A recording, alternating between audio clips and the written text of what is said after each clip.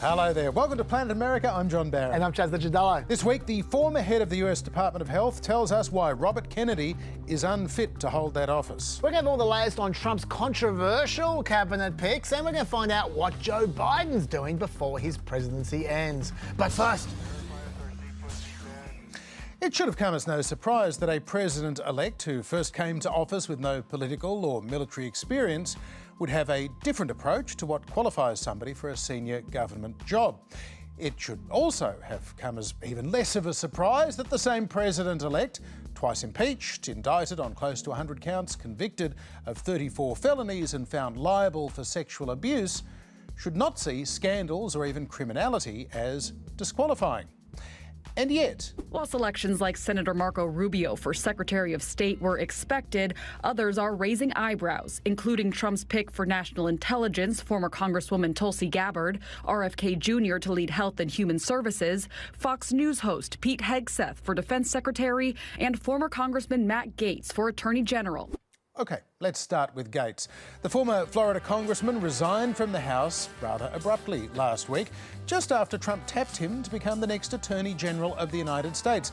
It headed off the release of an ethics committee report. The committee had heard evidence that Gaetz had sex with a minor at a party. Turns out the committee has been looking into various allegations against Gaetz for 4 years now, including illicit drug use and sexual misconduct involving a 17-year-old. And what did they find about the alleged crimes of the man who Trump now wants to put in charge of the Justice Department? Well, we might never know, because Speaker Mike Johnson says that now that Gaetz has quit, the investigation is over and the report should stay under wraps. We should stick to the tradition and not release a report on a former member of the House because it would open a dangerous Pandora's box. Turns out, though, that box has already been opened. Rarely so, though. In 1987, the Ethics Committee did release its report into former Congressman William H. Bill Boner, Democrat of Tennessee, after he resigned to become mayor of Nashville amid an investigation into alleged bribes, gifts and misuse of campaign funds.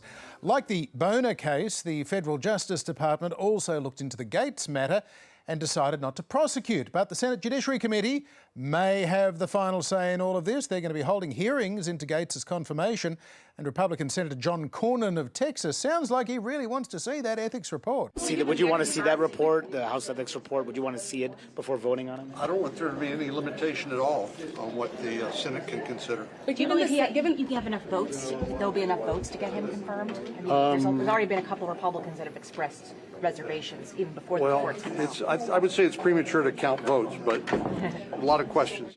For what's worth, when asked if he'd engaged in sexual activity with an underage girl, Gaetz said that the answer was unequivocally no, and that one of his accusers was indicted for attempting to falsely smear someone else as a pedophile. And that's actually true. This Greenberg guy who has accused Gaetz has done the same thing a few times before. Might be why Gaetz wasn't charged. Although that doesn't explain why 2 women so far have testified against Gaetz. Not that his colleagues need any kind of report to know what Gaetz has been up to. There's a reason why no one in the conference came and defended him, because we had all seen the videos he was showing on the House floor that all of us had walked away of the girls that he had slept with. He'd brag about how he would crush ED medicine and chase it with an energy drink so he could go all night. ED medicine in that case is referring to erectile dysfunction medicine, if you want an image that will haunt you for the rest of your days. And all this scandal isn't even considering Gaetz's complete lack of qualifications. Out of the last 13 attorneys general, all of them previously served as a state or federal prosecutor, or as a state or federal judge, or as a high-ranking member of the Justice Department itself, or for decades in a top private law firm, whereas Gaetz was admitted to the bar in 2008, and then after working in a small law firm for just over a year, became a politician. That's it. Not exactly ideal, and to be blunt, neither is Gaetz's personality. According to his fellow Republicans in the House, Mr. Gaetz breaks things to break things, and then once he breaks it even more. And that is somebody who should not be the Attorney General of the United States. even Fox News doesn't seem too keen on Gaetz. When Susie Wiles took the job, you heard, she says, one thing I said is, I don't want to see any the clown car. I always thought Matt Gaetz was in the clown car. So I'm surprised he'd be part of the starting lineup. The thing is, though, maybe that clown car attitude of Gaetz is exactly why Trump picked him in the first place. A Trump advisor told the Bulwark that the other candidates just didn't have what Trump wanted. They looked at the AG role like they were applying for a judicial appointment. They talked about their vaunted legal theories and constitutional bullshit, the source said. But Gaetz said, yeah, I'll go over there and I'll start cutting fucking heads. And Gaetz has demonstrated that desire for years. When Michael Cohen was testifying in the House against Trump a few years back, Gaetz tweeted at Michael Cohen the day before his testimony, writing, "Hey, Michael Cohen, do your wife and father-in-law know about your girlfriends? Maybe tonight would be a good time for that chat. I wonder if she'll remain faithful when you're in prison. She's about to learn a lot." See, that is exactly what I wouldn't want to see from a potential Attorney General, but I suspect Trump might have a different view. Regardless, Gaetz can only afford to lose 3 Republicans in the Senate. And according to the Wall Street Journal, he's lost significantly more than 4 already, or actually more than a dozen, or actually more than 30. It won't even be close, their source says. We'll see about that. You know he's struggling, though, when other senators are already resorting to threats. I've already seen where a couple of them says, I'm not voting for him. Wait a minute. You are not the United States of America. You have 1 vote in the U.S. Senate. You did not get elected president. Vote with President Trump. This is the last chance we're going to have of saving this country. And if you want to get in the way, fine. But we're going to try to get you out of the Senate, too, if you try to do that. How do I put it, John? There's a few questions to be answered, I think, by Matt Gaetz. A few questions to be answered, for sure. President-elect Trump reportedly admits that Gaetz has less than even odds of being confirmed by the Senate. And according to former House Ethics Committee counsel Donald Sherman, senators should approach the Gaetz hearing as a job interview. Every employer around the world would probably ask and want to know whether someone that is applying for a job has committed the kinds of misconduct that Mr. Gaetz is accused of, including, taking illegal gifts, including obstructing investigations. So it's certainly not unreasonable for the public to ask. This is a job interview. This is not a criminal prosecution anymore, and the public has a right to know whether Mr. Gaetz was credibly, accused of sexual misconduct with a minor. Yeah, so a whole lot of questions, Chaz, as indeed there are about Trump's pick to become Secretary of Defence. Former soldier, Republican Senate candidate and Fox News host Pete Hegseth. It turns out Hegseth paid a woman to keep quiet after she accused him of rape. The alleged sexual assault happened after midnight on October 8, 2017. It says no weapons were involved, but the woman making the complaint had contusions on the right thigh. Hegseth denies any wrongdoing. He says the sex was consensual. No charges were laid. The Trump transition team reportedly only found out about the allegations and a non-disclosure agreement after his nomination was announced. And it seems Hegseth has some more potential skeletons in his closet as well. He was barred from serving as a National Guard member during Biden's inauguration in 2021 because he was flagged as a possible insider threat, basically a possible domestic terrorist. Now, that concern may have been an overreaction. It was based on Hegseth's tattoo with the motto Deus Vult, meaning God wills it, a phrase used by Christians dating back to the Crusades, but more recently associated with white extremist groups, including the Proud Boys and the 3%ers. Now, Hegseth may not be a rapist or a racist, but even former Trump administration defence officials question whether he's qualified to oversee the Defence Department, which has an annual budget of $850 billion and 3 million employees. He went to prestigious schools. He's a major in the Minnesota National Guard, multiple deployments, combat deployments that resulted in personal decorations. I think he's well qualified to be a lieutenant colonel in the Minnesota National Guard. Does that qualify him to be Secretary of Defense? That's a question that the Senate is going to have to wrestle with during the confirmation. Yeah, more questions, Jazz? So many of those questions, John. Interestingly, though, I saw ex-Obama Homeland Security Secretary Jay Johnson batting for Hegseth the other day. Here's somebody who was well-educated, obviously intelligent, was in financial services, was in the Wall Street community for a while, could have made a lot of money, and chose to leave that, put on the uniform of our country, and see combat. So I give him the benefit of the doubt for that reason. Okay, fair enough. But let's face it, this guy Hegseth is the big winner from Matt Gaetz's nomination. Yeah, sure. Because Gaetz makes Hegseth look relatively qualified, he makes Hegseth look relatively pleasant, and he makes Hegseth look relatively moral. Hegseth owes Gaetz a beer, I reckon, or maybe an OJ if Gaetz is at the Blue Light Disco. That's where you'll find him. And then, of course, there's Robert F. Kennedy Jr., Trump's former presidential rival, now his choice to be Secretary of the Department of Health and Human Services. Kennedy has questioned the safety of pretty much all vaccines, yet he denies he's an anti-vaxxer. If you want a vaccine, or if you want to vaccinate your children, those vaccines will be available.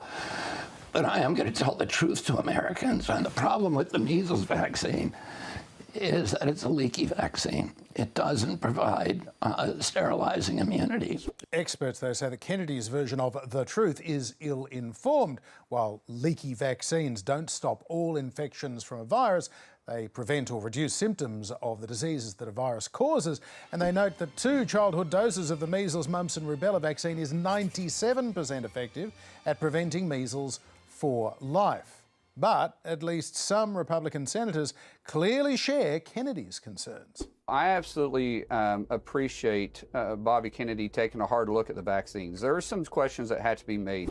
So he's got questions as well. Meanwhile, actual doctors like former acting CDC chief and paediatrician Richard Besser are worried about the impact of Kennedy's nomination. And to have someone leading HHS who is one of the biggest deniers of vaccines in our country would undermine the confidence in that program and likely would cost lives. Look, there's no doubt RFK believes some pretty nutty things. Like, for instance, in RFK's book, he apparently wrote that Fauci and Bill Gates are members of a vaccine cartel. They've been secretly funding doctors to produce fraudulent COVID studies that dismiss ivermectin and hydroxychloroquine. Why would they do that? So they could orchestrate global lockdowns and accelerate the construction of 5G cellular networks, of course. It all makes sense, John. No, it doesn't. Even the Trumpy New York Post called RFK's views a head-scratching spaghetti of what they can only call warped conspiracy theories. Having said all that, there is a reason why RFK is easily the highest polling of Trump's nominees so far. Some of the stuff he believes in isn't nuts at all. Like, for instance, that America's high levels of chronic disease could be related to its abundance of highly processed, non-nutritious food, something that both RFK and experts blame in part on broken agriculture policy. He also has campaigned against the corruption and conflicts of interest in the FDA's drug approval process, which favour big pharmaceutical companies. Lots of people believe that. That's also not nuts at all. One Democratic governor also expressed enthusiasm about RFK because he wants to cap drug prices so that companies can't charge Americans substantially more than Europeans pay for the same drugs. Also because RFK wants to combat pesticide-intensive agriculture. The question is, can RFK achieve some of that good stuff without wrecking the nation's health via his more controversial beliefs? Either way, that might not be the biggest impediment to him getting confirmed. None of that stuff. Republican senators might not enjoy RFK's more left-wing views. Mike Pence put it this way: if confirmed, RFK would be the most pro-abortion Republican appointed Secretary of Health in modern history. So we'll see if Senate Republicans are going to swallow all that, John. Yeah, indeed. If any of Trump's nominees do get held up in the Senate confirmation process, though, it seems that Speaker Mike Johnson is all for letting them through with a loophole known as recess appointments, which allows unconfirmed appointments to Cabinet if the Senate is not in session. I wish the Senate would simply do its job of advice and consent and allow the president to put the persons in his cabinet of his choosing. But if this thing bogs down, it would be a great detriment to the country, to the American people. It's worth noting there that Johnson makes the Senate's role in giving advice and consent sound like it's kind of required to automatically consent after giving some advice, but not so, according to the Constitution, which makes it very clear that nominations are made by and with the advice and consent of the Senate. Still, this is looming as a test of the Senate's will to retain its vetting role under the Constitution and, of course, the President's power in all of this, Chaz. Very much so. I should explain, by the way, to the viewers what the House Speaker has to do with Senate confirmations. The President used to be able to make 2-year appointments during Senate holidays. Those are the recess appointments that John just referred to. Mitch McConnell basically stopped the Senate officially going on holidays ever again, so no more recess appointments. But back in 2020, Trump threatened to force Congress to go on holiday officially so he could fill his vacancies through a recess appointment without Senate approval. Now, to do that, he would use Article 2, Section 3 of the Constitution, which says the President may convene both houses or either of them, and in case of disagreement between them, he may adjourn them to such time as he shall think proper. So theoretically, if Mike Johnson wants to adjourn, but the Senate does not want to adjourn, i.e. they disagree, then Trump can force them to adjourn. That is why Mike Johnson is so important. If he's prepared to help Trump out with this scheme, then together they could potentially bypass the Republicans in the Senate that don't want to confirm one of these nominees. They can just go past them altogether. That is, of course, if the Supreme Court lets them do it. This is a very big constitutional moment, John. Yeah, let him adjourn till the midterm, see if I care. And speaking of fans of hydroxychloroquine and ivermectin, TV medico and failed Senate candidate Dr. Mehmet Oz has been nominated to head up Medicare and Medicaid.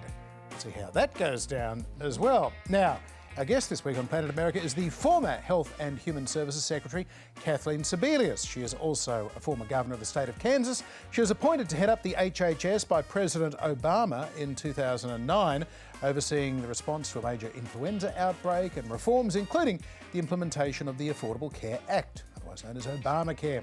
Secretary Kathleen Sebelius, welcome to Planet America. Thank you. You know the reach and the power of this office as head of HHS. What could Robert F. Kennedy Jr. do if he is allowed to, as President-elect Trump says, go wild in the role? The first thing that makes me fear that Bobby Kennedy is unqualified for this position and potentially quite dangerous for this position is his views on vaccines. Most scientists feel that scientific advancement in vaccines over the last 100 years is one of the most amazing breakthroughs that we have and has almost eradicated diseases that used to cripple countries.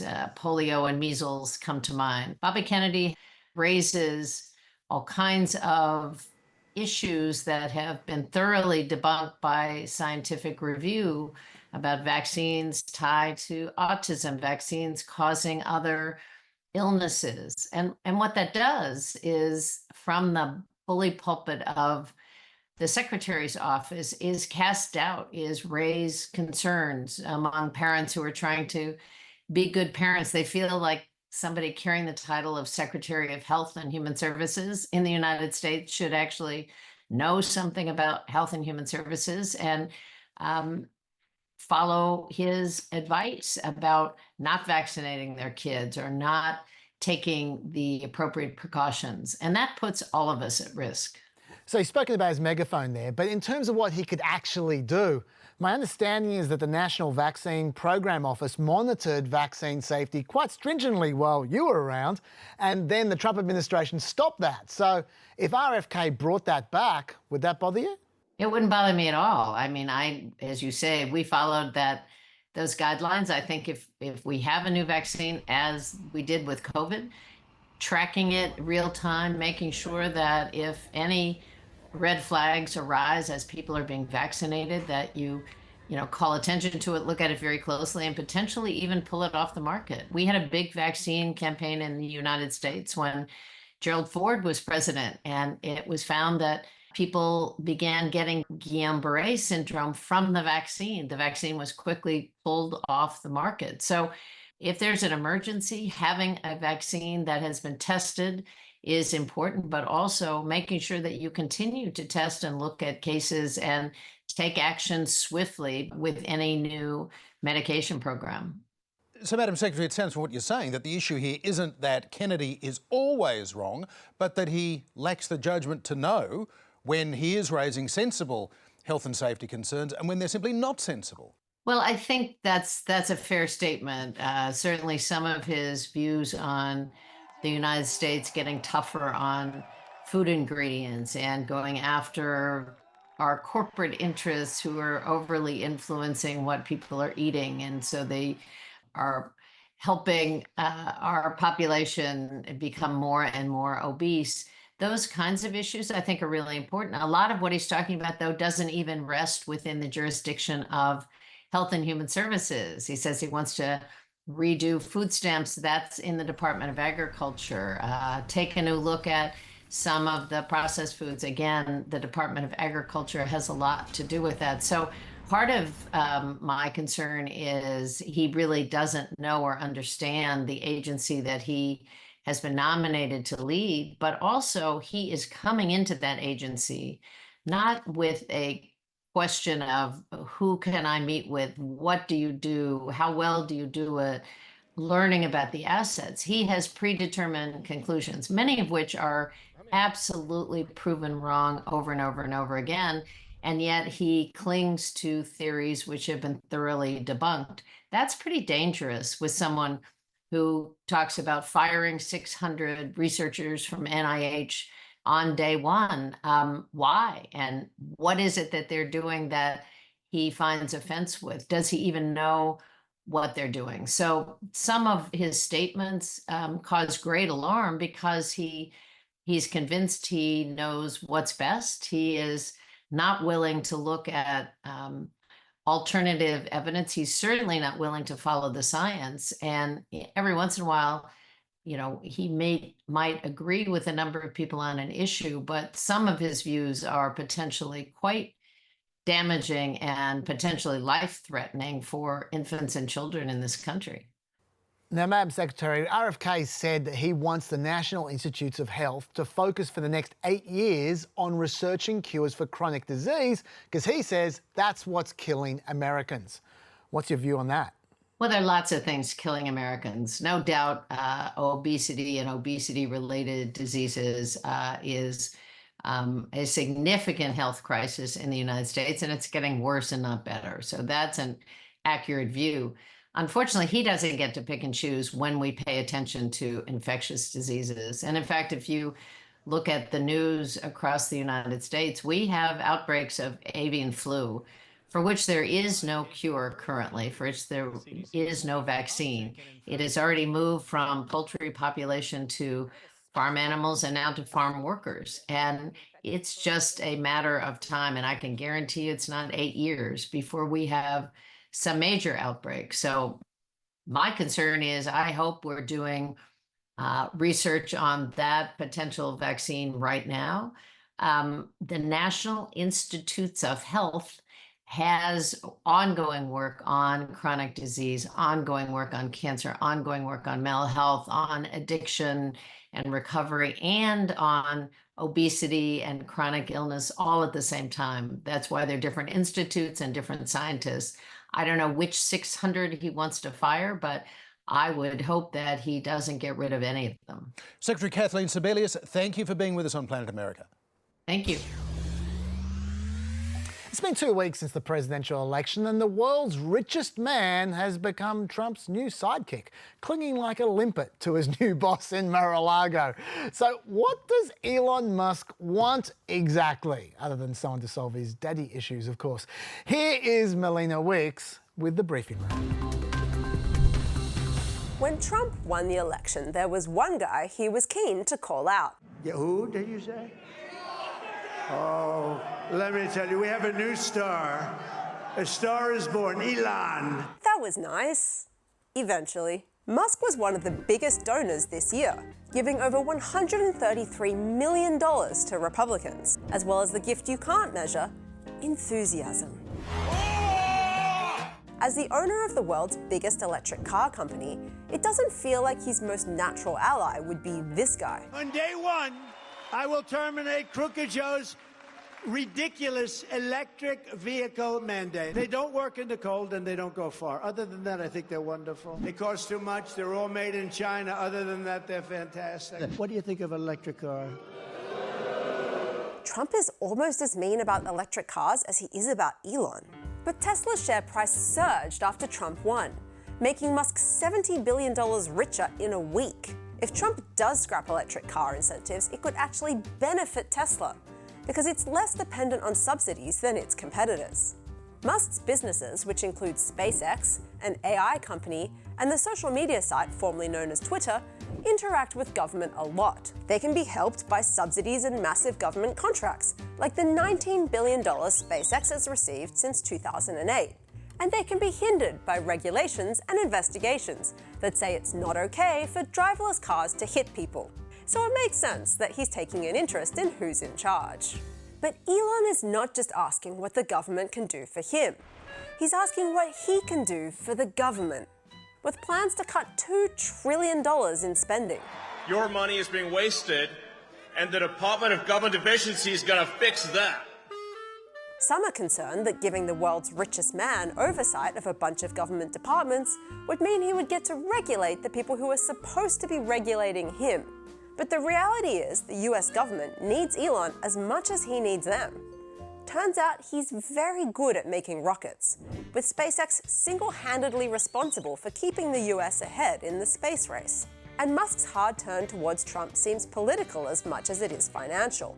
The South African-born businessman has been increasingly outspoken on issues like immigration, crime, and something he likes to call the woke mind virus. Sadly, the woke mind virus is incurable because RFK Jr. is in charge of vaccines now.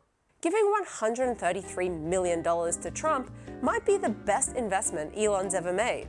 Or it might blow up in 5 seconds. They did fall out last time Trump was president, but for now at least it's clear that for a price, Trump truly, deeply respects and appreciates Elon Musk. Yeah, who did you say? The clock is winding down on Joe Biden's presidency. He has just 60 days left as arguably the most powerful person on earth. But the limits of that power are also on clear display. This week, President Biden approved the use of long-range American ballistic missiles by Ukrainian forces into Russian territory. The decision coming as 10,000 elite North Korean troops have been sent to Kursk, a region of Russia along Ukraine's northern border. According to US officials, the White House wants to put Ukraine in the best possible place ahead of peace talks expected once Donald Trump returns to office next January. Russia has responded by again threatening to use nuclear weapons. A surge of other Western weapons into Ukraine is expected in the weeks ahead.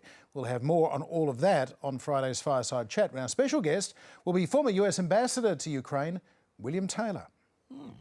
Biden would, of course, love to sort out Ukraine, but what he might want even more is that elusive ceasefire in the Middle East. Joe Biden's ceasefire.